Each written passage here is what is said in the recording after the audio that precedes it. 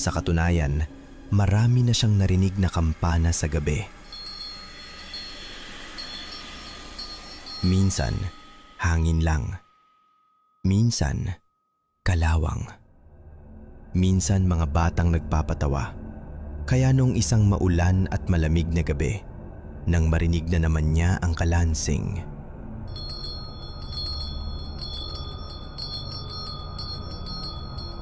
Napaling lang siya.